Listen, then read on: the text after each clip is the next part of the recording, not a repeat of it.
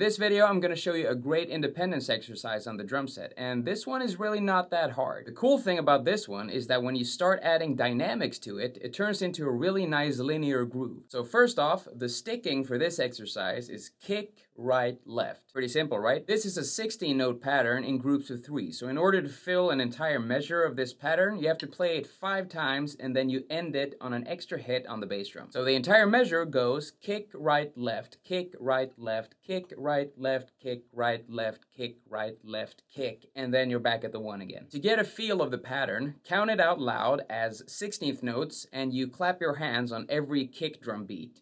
So it sounds like this. 1 E and a 2 E and a 3 E and a 4 E and a 1. When we first try it out, don't worry about the dynamics. Just try to get the sticking down first. I'll play one measure of basic drum groove and the next measure will be the linear pattern. Let's start with a nice and slow tempo.